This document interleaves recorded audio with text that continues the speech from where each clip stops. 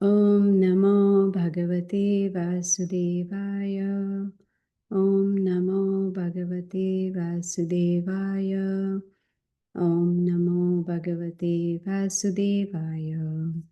We are continuing with Bhagavad Gita as it is, chapter number 15, text number 15. Sarvasya chaham hridi sanivishto matah smritir jnanam apohanam cha vedescha sarve aham eva vedayo vedanta krit vedavid eva chaham. Translation by Srila Prabhupada. I am seated in everyone's heart, and from me come remembrance, knowledge, and forgetfulness. By all the Vedas, I am to be known. Indeed, I am the compiler of Vedanta, and I am the knower of the Vedas. Om Agyanatimirandasya Gyananjanashalakaya Chakshurunmilitam Yena Tasmai Shri Gurave Namaha. First of all, thank you all for joining. And this is one of my favorite verses of Bhagavad Gita, where we get so much knowledge about where is Krishna situated in our body, in what form, and what is the purpose, and how does he help us and guide us.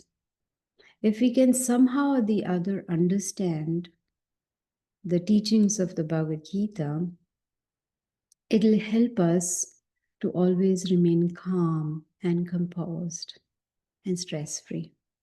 If I ask all of you, if there is anybody, including you, or the people that you may know, anybody,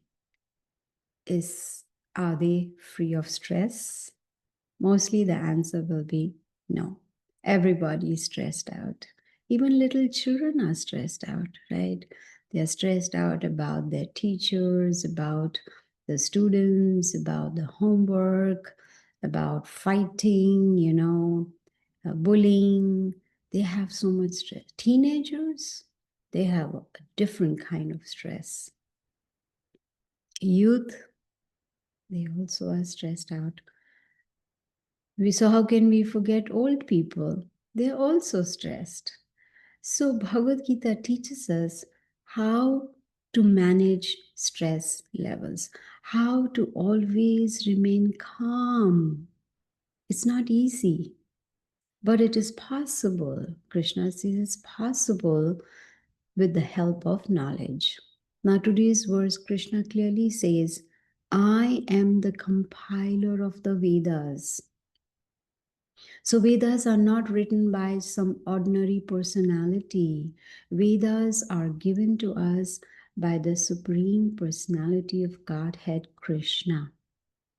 He is the one who is the compiler, and the purpose of the Vedas is to know Krishna. The moment we start our journey on the path of self-realization, on the path of Bhakti Yoga, gradually we will notice that we don't have any more stress. The stress level is zero, and we are calm and composed in all situations. Now, reading Bhagavad Gita, hearing Bhagavad Gita does not mean there will be no stress, does not mean that everything is going to be hunky-dory, the life is going to be a bed of roses. No. Based on our past karma, we will face reactions, either good or bad. Sometimes we are in stress, sometimes we are distressed, sometimes we are happy. This is all because of the cycle of karma. But once we get the knowledge from the Bhagavad Gita and try to understand it, then we will be samadarshinaha, which means equipoised. Nothing is going to disturb us. Our mind will be calm and composed. You see? So Bhagavad Gita is teaching us with the help of knowledge how to not be affected, how to remain unaffected. You all must have seen a lotus flower, right? The lotus flower may be growing in a very dirty pond. There's a lot of, dirt in that pond, but it does not affect the lotus flower. Why? Because even if one drops water on the lotus leaf, it's going to just slide away. It's not going to stay on top. Why? Because the lotus leaf has a coating, like a wax coating, that does not allow anything to stay on it. This is what Bhagavad Gita teaches us. Krishna tells Arjuna, become like a lotus flower. Have a covering of Krishna consciousness, have a covering of, spirituality. Let the consciousness become so pure that no amount of distress can give us stress. No amount of distress can give us stress. So Bhagavad Gita teaches us how to deal with different kinds of miseries. Srila Prabhupada also has explained in the Bhagavad Gita and his purports, there are 7 kinds of miseries: birth, disease, old age, and death. Miseries caused by mind and body, miseries caused by other living entities, and miseries caused by material nature. These are the different kinds of miseries. See? So all these miseries, they are going to be there because this material world, Krishna says, is Dukhalayam Ashashvatam. Dukhalayam means it is a place of misery. So Bhagavad Gita is teaching us how we can remain peaceful in any situation. Won't we like to learn that? Right? We would like to learn that, so that we can lead a very peaceful life. See, Bhagavad Gita has given a solution to all the miseries, all the suffering. And here Krishna is saying, I am there to help. Sarvasya chaham hridi sani vishto. Hridi means heart. He's saying Sarvasya means everybody.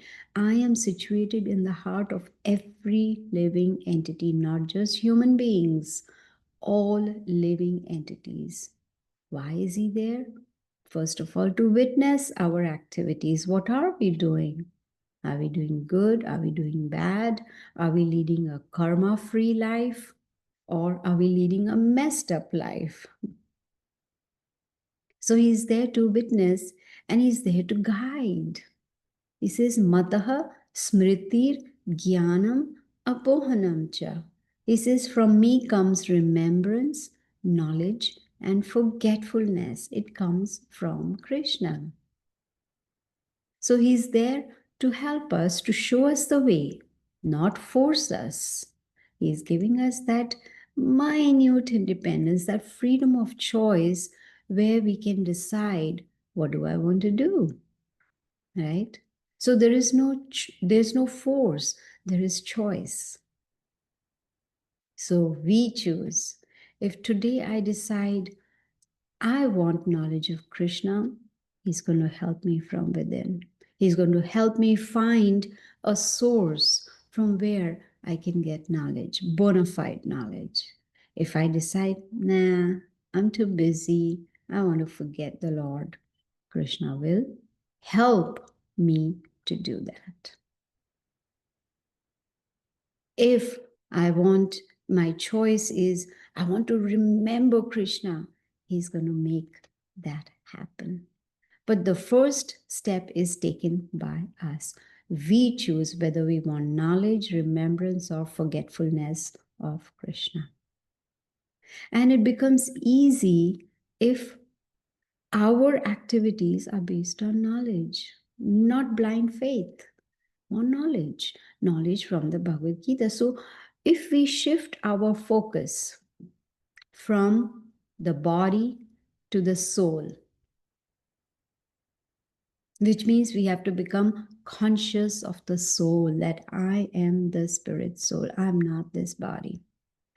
The other day, I noticed there was a sticker on the back of a car which said, "My soul is well." This is the first time I saw a sticker that said, talked something about the soul. My soul is well. Such a nice thought.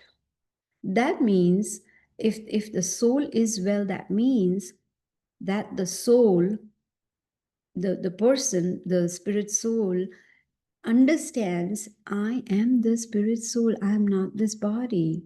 Most of the time when we meet people, we say, "Hey, how are you?" We're talking about the body. And then the reply will be, "Oh, I'm in good health. I'm okay. I'm doing good." It's all about the body. You see, we have been in the body consciousness, you can say forever.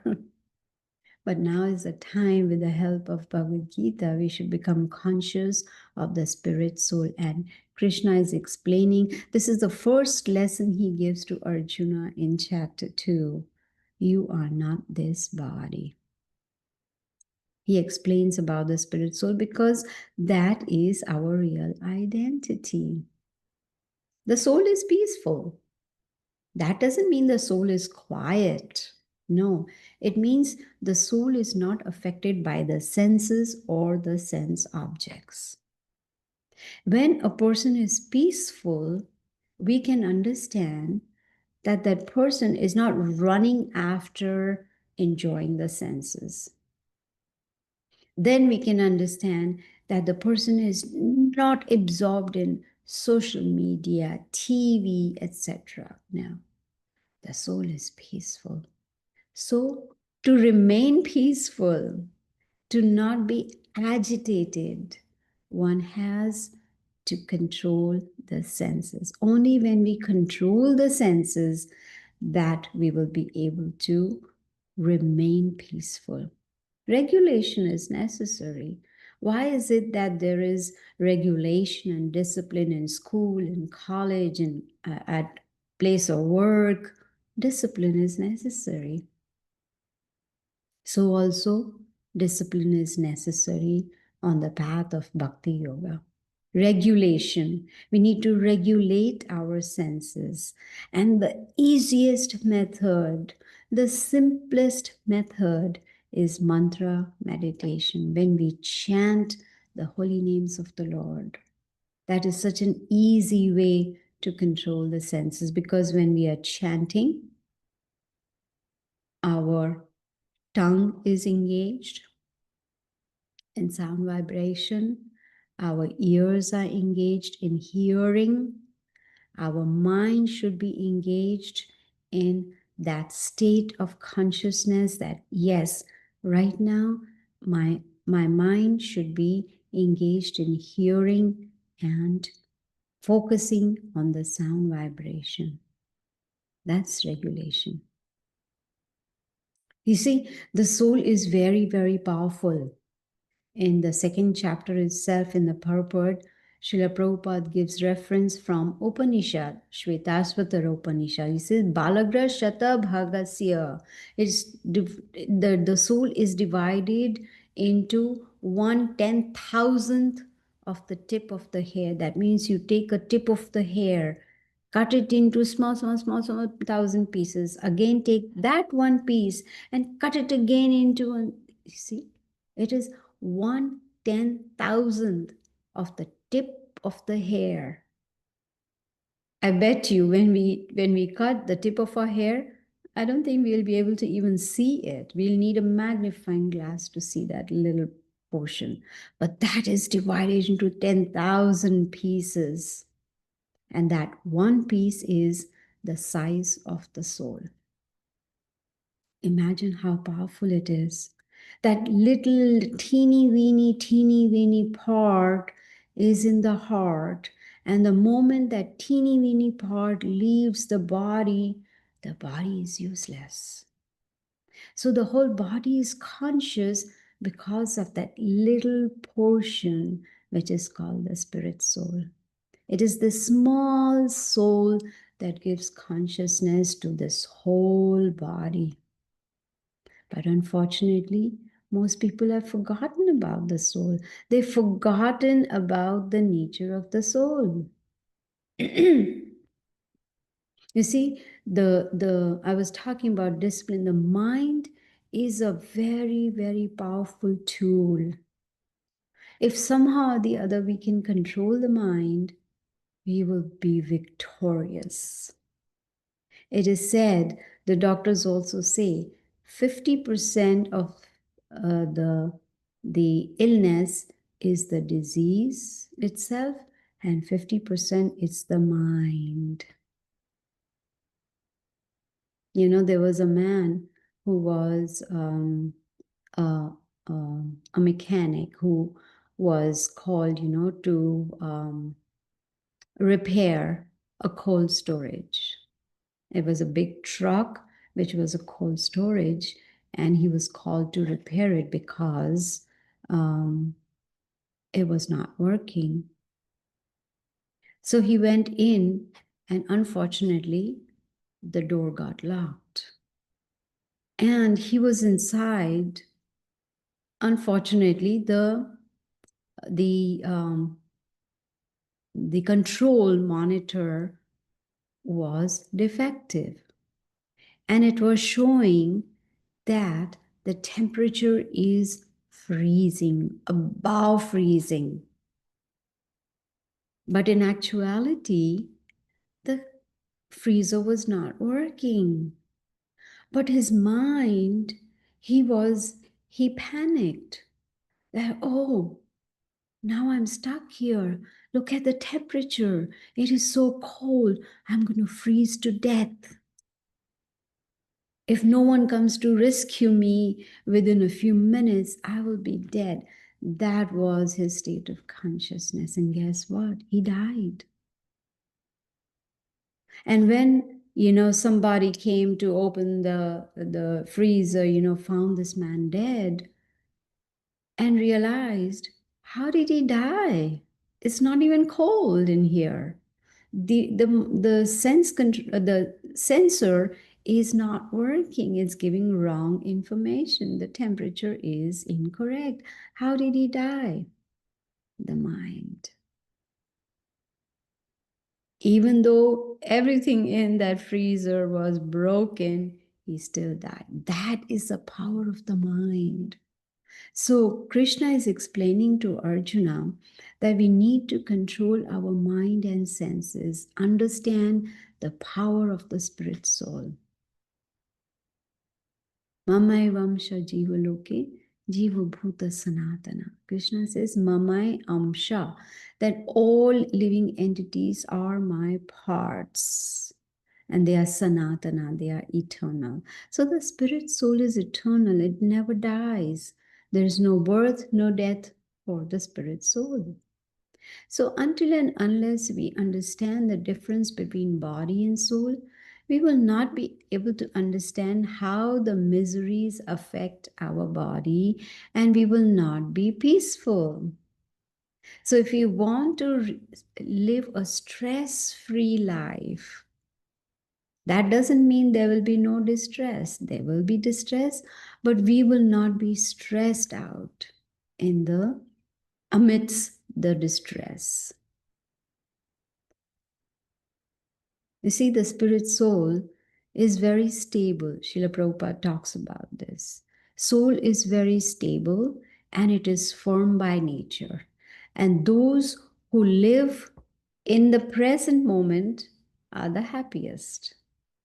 Not those who cry about the past and worry about the future. Past, we cannot change. Future, we do not know, so why worry about it? Instead, think about the present. Right now, all of us are so fortunate that we have the opportunity to hear the Bhagavad Gita.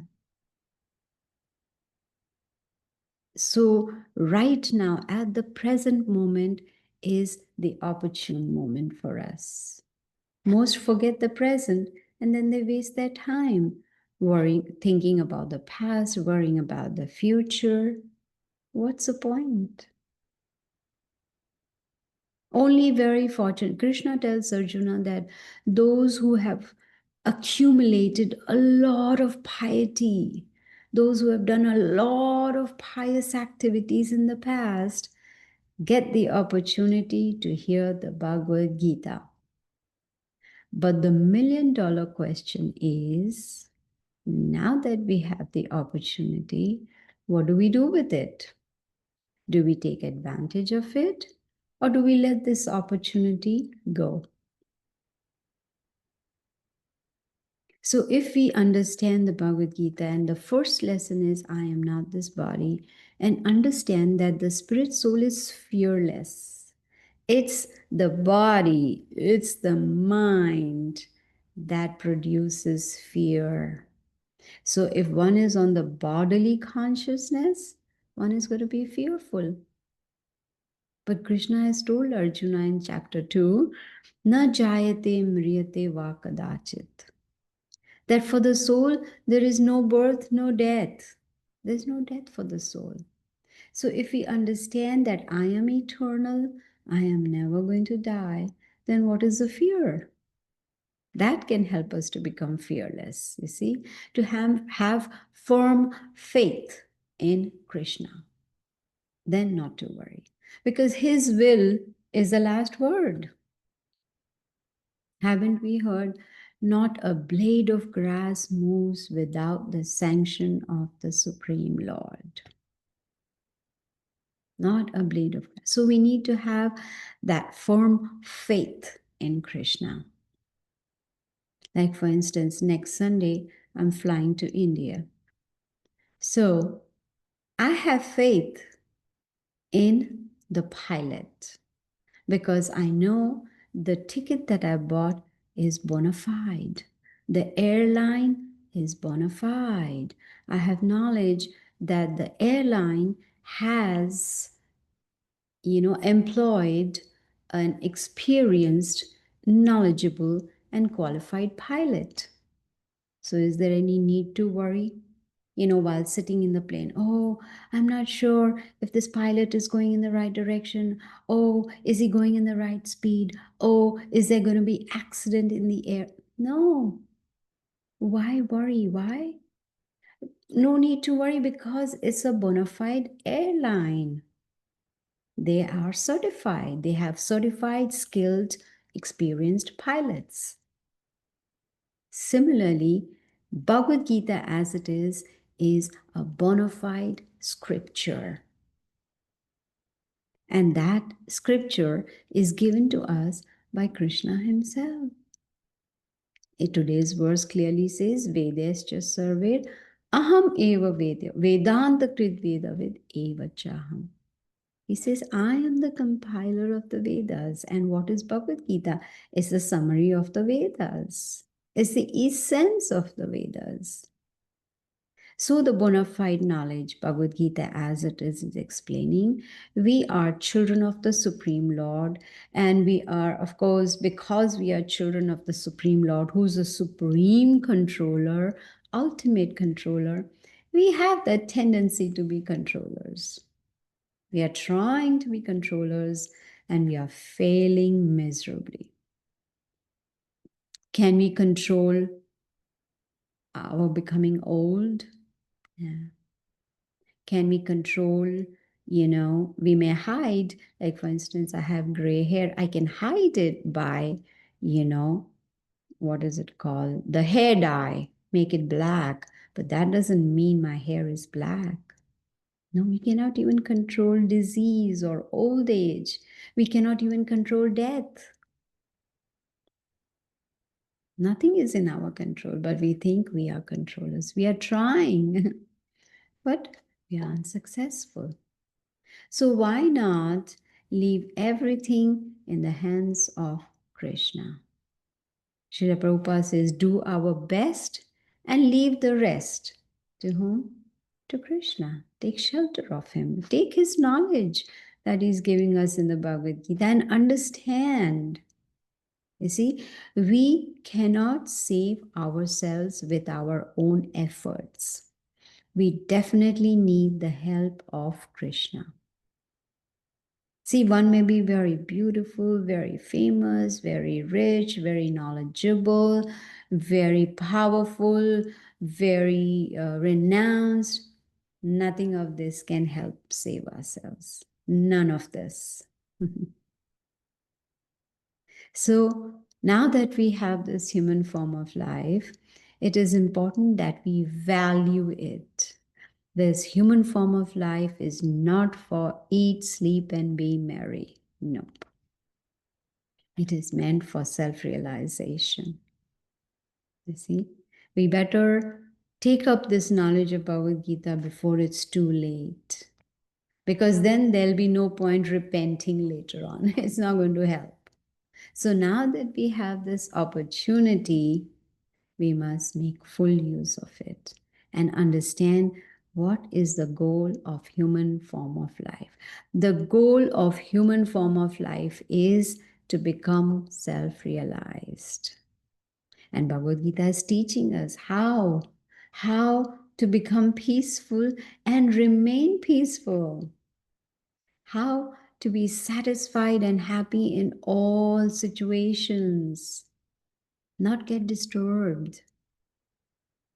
If we understand how karma works, every action has a reaction. If I have sown lemon seeds and I'm expecting mangoes to grow, then that would be foolish of me. So whatever actions we have performed, we are definitely going to face reactions, whether it is mental, physical, psychological, whatever it may be. But Bhagavad Gita is teaching us how to remain equipoised, how to remain peaceful, how to be satisfied. You see, satisfaction comes because of two reasons. One is, excuse me, one is not to have any expectations. We have so many expectations from everybody around us. The way we want them to behave, talk, live, work, etc., etc. Why would anyone want to live their life according to our desires, our expectations? No. So the first is no expectations. And the second is gratitude. Be grateful for all that the Supreme Lord has given us. Be grateful that we have the opportunity to hear Bhagavad Gita today. You see? Senses. We've tried to satisfy them since so many lifetimes. And we still haven't understood that satisfying the senses is temporary happiness. But if we want to follow the process for permanent happiness, then we have to look for happiness in the right place. You see? Need to understand, why am I suffering? Need to understand how to remove this suffering, if we are not able to remove the suffering, at least how to become stress-free, how to remain calm and composed even while there is suffering. And that's possible through mantra meditation, chanting mantra. It controls the mind. It removes the stress from the mind. That kind of meditation is recommended for this age, which is Kali Yuga. You see, the sound vibrations are very powerful. This Maha Mantra is not just an ordinary mantra. It has the potency of all the mantras of the Vedas. Imagine thousands and thousands and thousands of mantras are there in the Vedas, the four Vedas. But this Maha Mantra has the potency of all of them together in just one Maha Mantra. Hare Krishna, Krishna Krishna, Hare Hare, Hare Ram, Ram Ram, Hare Hare. So when we chant every day, Then we will be able to understand the Bhagavad Gita. Then we will be able to contemplate on what we hear and put it into practice, you see. For us to remain stress free, to remain calm and composed, we need to manage our stress levels. And the easiest way to manage the stress levels is mantra meditation, where we chant the holy names of the Lord. Hare Krishna, Krishna Krishna, Hare Hare, Hare Ram, Ram Ram, Hare Hare. This is a process recommended in the scriptures, especially the Vedas. This is the process given to us. See, for just like for each disease, the doctor gives a particular medication. It's not that same medicine works for all diseases. No, that's not possible. You see? But based on the different, what you call disease, the certified doctor gives a proper prescription for that disease. You see, this is how it works. So in this age in Kali Yuga, this is a process recommended by the Supreme Lord himself, that chanting the holy names of the Lord. That's the best and easiest way to discipline the mind, to discipline the senses, and then it'll become easy to manage the stress. The beauty of Bhagavad Gita is Krishna doesn't say, hey, chant and there will be no misery. He doesn't say that. Chant and be happy. That is what chanting does. It makes us happy. See, this is how we can manage our stress levels. So I'm going to end now. If anyone has any questions,